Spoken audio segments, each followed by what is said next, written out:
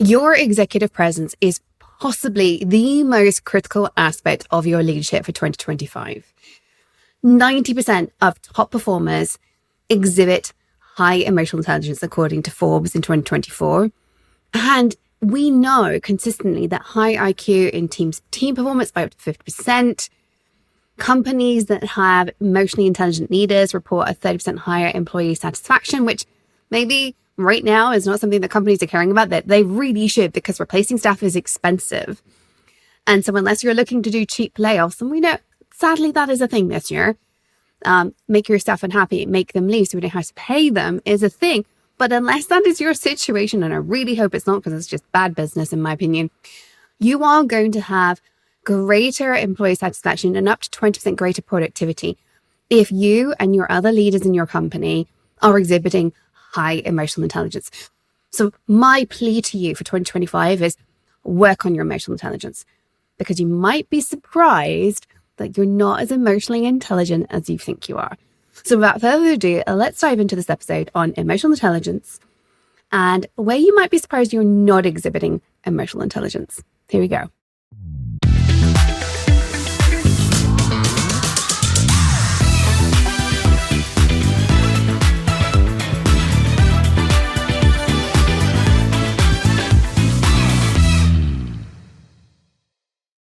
I work in an extraordinary position. I work with some of the most extraordinary women leaders in tech, and I get paid for the privilege, and it is an honor every single day that I do this job. Most of the women that come to work with me do not think emotional intelligence is something they need to worry about.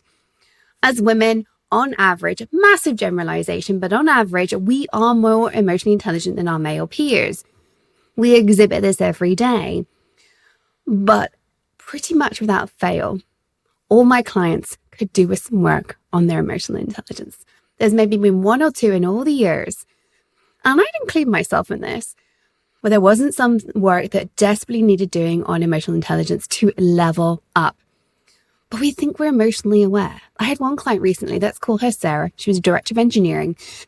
And she came to me and I said, I think we need to work on this emotional intelligence as part of your executive presence. She's like, I don't have time to work on emotional intelligence. I've got that bit down. I need to deliver results. This woman had been told that she wasn't delivering. She was being told her team wasn't functioning the right way. They were concerned that, by they, I mean the executive team, were concerned that she wasn't hiring fast enough. And talking to her, I knew emotional intelligence was part of the package here. And I needed to get this across to her. Here's the outcome. We'll cut straight to what happened. 6 months later, at the end of our time together, she credited her entire team productivity, which we quantified at 40% improvement, right? That entire increase, she said, was down to her improved emotional intelligence, also known as EQ, by the way, emotional quotient, right? She accredited everything down to that, which I was just blown away by. I actually think it was more complicated than that, but it spoke volumes. She was convinced that she had her EQ down, but it's far more subtle than you might think. A CTO client of mine thought she was emotionally intelligent. She viewed emotional intelligence as soft skill stuff that she just had down, was super easy, wasn't something she ever had to worry about. But she had high turnover. She's like, this is not me, it's the company. I was like, is it? It might be the company and you. And what we actually found out was the high turnover was directly related to her inability to read the emotional undercurrents, not in the one-on-ones, but in how the team was interacting with the rest of the company. And that was leading to the high turnover. We dealt with it. It went away. But her EQ was so focused on individual relationships rather than reading the room. EQ, EI, whatever you want to call it, is more than just your relationship with each individual. It's about the team's relationships. It's reading how the team is responding to each other, and crucially, responding when it makes sense. Not responding just because you are feeling something, which I think most of us mistake for emotional intelligence. Consider being in a leadership meeting. Think back to the last leadership meeting you had. You're presenting your team's results from Q4 2024. You can tell something's off, but you can't pinpoint it. That's what we're talking about. That is actually anxiety masquerading as intuition. If you know something's off, you've got an intuition is what we'll call it. Something's off. I've got intuition. It's actually anxiety, because something is off is an anxiety feeling. If you knew what was off, that would be emotional intelligence. Let's think of another scenario. You're giving feedback to a team member. They seem to be accepting it really well. They're taking it perfectly. They're nodding their head. They're saying, yes, I've got it. But a couple of weeks later, you're seeing no change, no improvement. Why? Because you're reading the external cues. They're giving you what they think you needed to hear, which, you were then giving the positive cues back. Like, that's great. I'm liking this person's responding this way.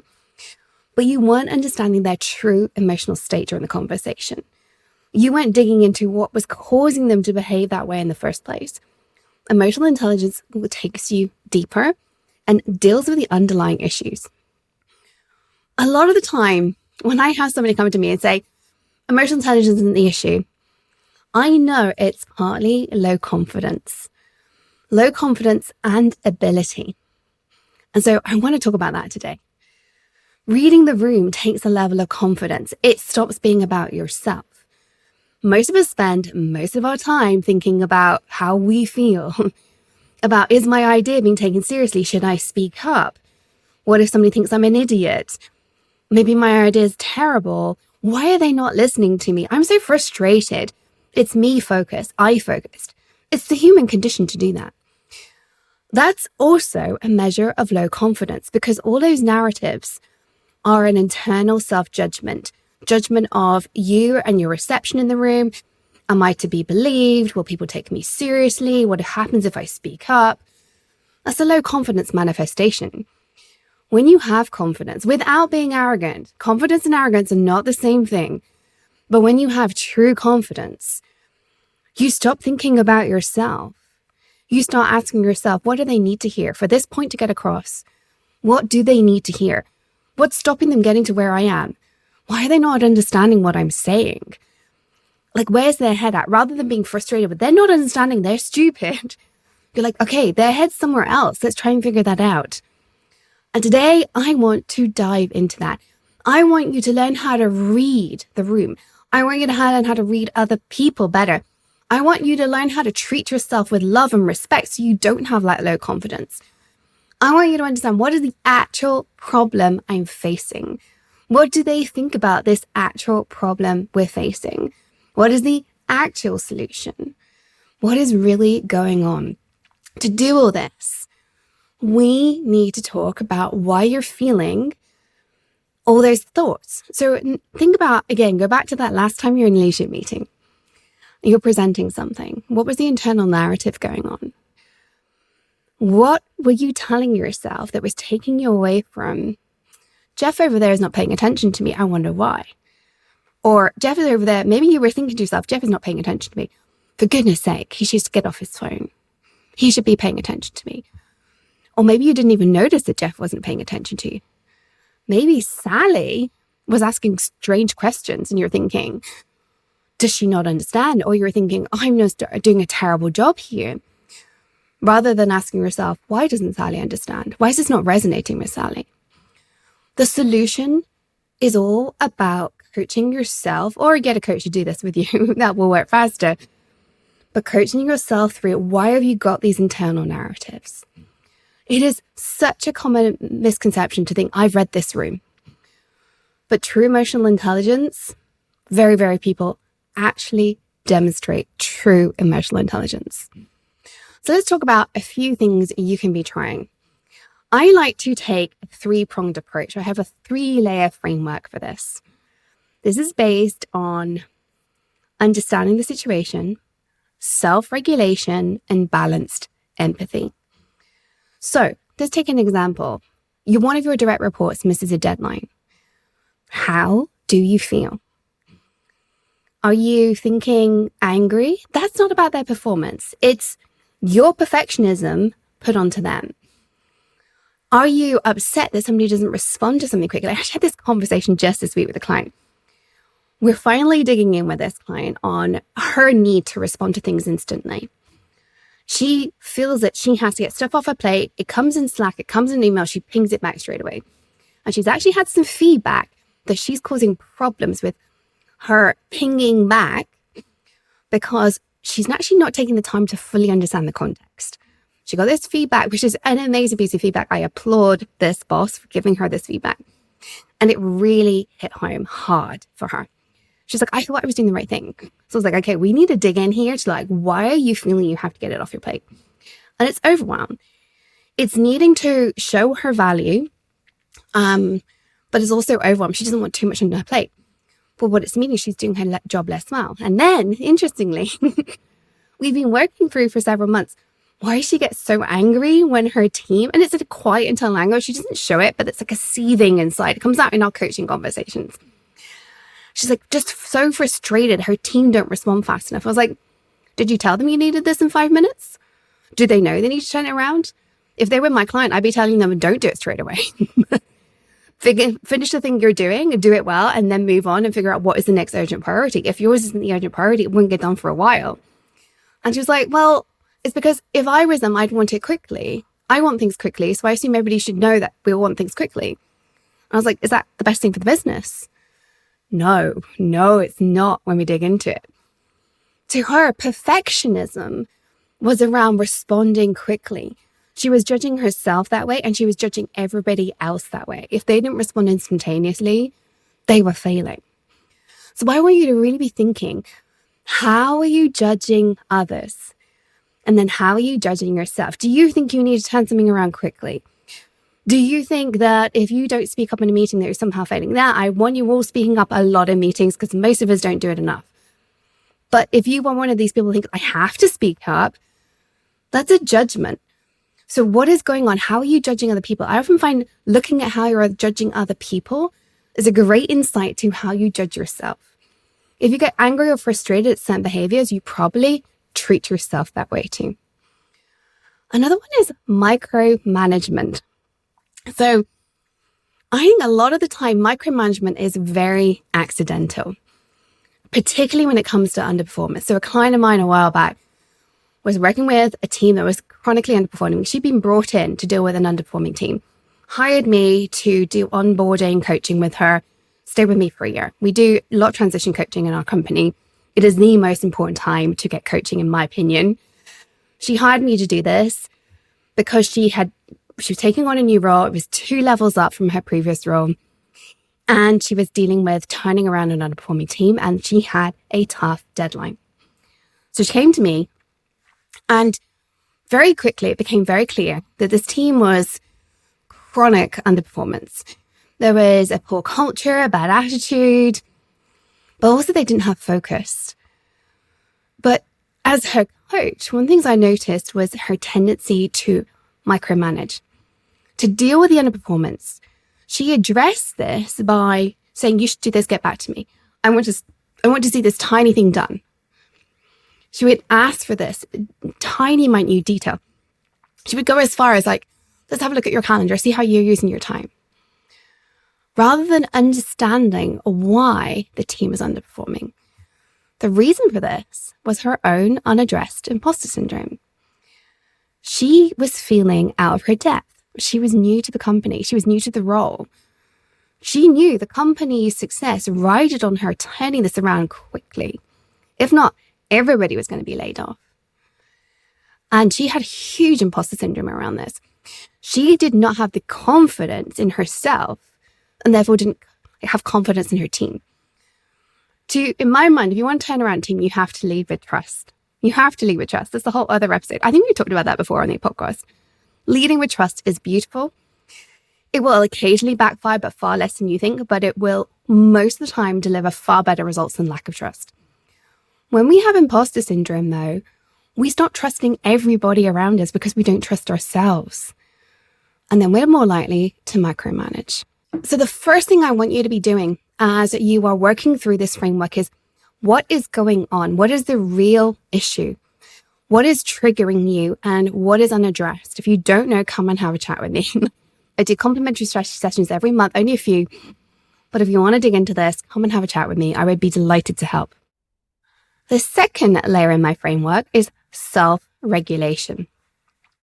This is about controlling this sense of need in you to do something.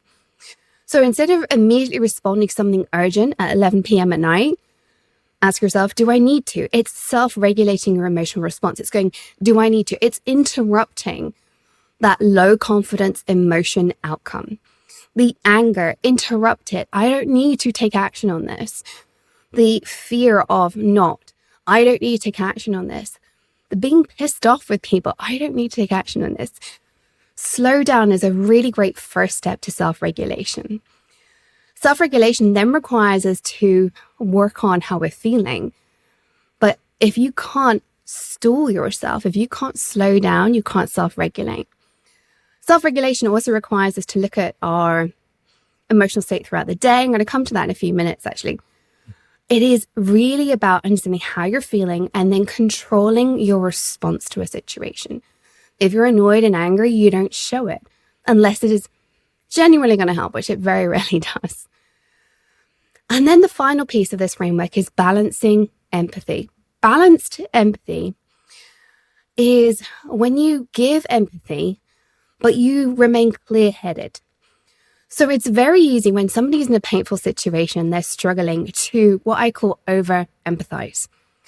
When you are just so in it with them, you're getting emotional about the situation and you overdo the solutioning, or you overdo giving them grace or whatever it is. And that's often not necessarily useful. There are places for that, don't get me wrong.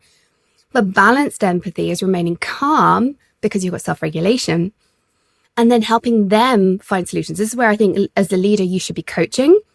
Most of us don't know how to coach. We are mentoring. Helping them find solutions is asking them to find the solutions rather than giving them to them. And that's coaching, not mentoring. Right? So balanced empathy is not getting too in the emotions, but remaining clear-headed. And it is such a beautiful thing when we do this. You go from being really emotionally aware, which this was me. I would cry with people. I still cry with people, by the way. I would cry with people and I would overcompensate for how they were feeling. I would even take it home and have anxiety attacks.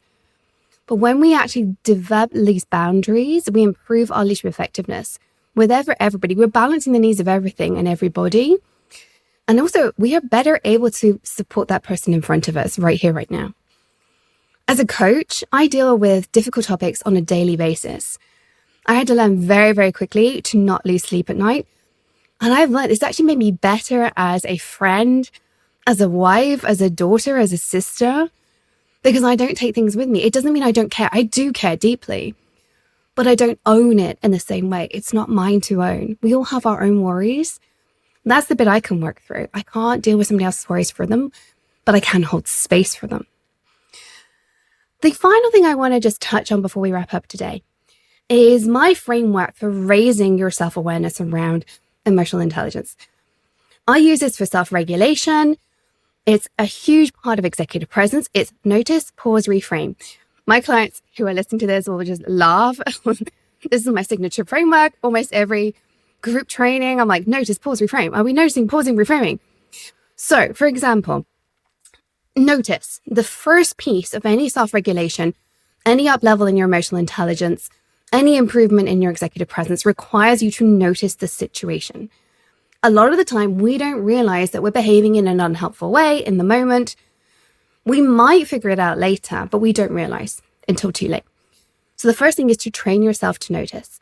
You've got to slow down to do this. The first thing is, if you have no idea if this is going on, first of all, have a chat with a coach. But secondly, just do a recap of your day. When today have things not gone well? How was I feeling during the day? When was I angry, hurt, frustrated, excited, delighted? Track your emotions. And then I want you to start doing this 3 times a day. What you're doing by doing that, having a check-in, just 30 seconds, have a prompt on your phone. What emotions have you felt since you last checked in? What caused them? You, by doing this, are forcing your brain to say, this is important to notice. If you do that for 3 days, 3 times a day for 3 days, you will start noticing in the moment. The maximum it's ever taken a client of mine is 10 days. You will just start seeing in the moment, oh, I'm angry right now. I didn't even know I was angry right now. That is so powerful. You're starting to raise your self-awareness of how you're feeling in, day out. Then at the end of the day, I think it's a really good thing to see what is causing these emotions. Are there consistent triggers? Then there's a whole other episode about dealing with that long term. But this methodology I want you to work on is bring this noticing into the moment by practicing noticing for 3 to 10 days. And then once you started noticing the moment, you pause. Step 2, pause. Pausing is everything. Pausing allows you to bring down the adrenaline and the cortisol. Hormones typically only rush around your body for 60 to 90 seconds. I've heard 30 to 90, but 60 to 90, something around there, right? The problem is we keep generating them. By pausing, focusing on something else like your breath, just do some deep breaths. Focusing on that, you stop producing that hormone. Your heart rate comes down. Suddenly you're thinking more clearly. So pausing is about allowing your body to recenter, right? Then reframe is reframing the situation. So you're angry because Sally's not listening. You pause, you bring down your anger, you reframe, you say, Sally doesn't understand what I'm saying. Let's figure that out. Stuart is just on his phone in the team meeting. Very frustrating, very, very frustrating. You pause, you notice, you pause, and then you ask yourself, what is going on that means he is not engaged? Is he just not interested in work? What can we do about that? Is he disengaged? What can we do about that? Do I need to do something about this? Or is he just having a bad day? Notice, pause, reframe. I want you today to go off and start implementing. Notice, pause, reframe, and then think about the 3-layer framework. Identify these emotions, these perfectionist traits, the anger traits, micromanagement, low confidence, unaddressed imposter syndrome. Identify them. Self-regulate. Learn how to notice, pause, reframe to self-regulate in the moment, and then balance your empathy. If you can bring all of this together, I promise you, your emotional intelligence is going to up level this year. And as I said at the beginning, this is probably one of the most important skills as leaders and as women. We need to work on this too. This isn't something just for men, because we have to work on this. We have a lot of empathy, but that doesn't mean we have emotional intelligence. They are not the same thing. Let me know how you get on. I would love to hear. I want to hear how this improves your relationships at work. I want to know how this is improving your executive presence. I want you to track your team performance metrics and see if you can see a change. And that's a really good thing to bring to your boss and say, look, my team performance has gone up this year. They don't need to know why. They don't need to know you worked on your emotional intelligence. They are just going to see the results. So let me know how you get on. As always, until next time, remember, stay in your tech leadership game and follow your dreams, because the world really does need that uniqueness that you bring as a leading woman in tech.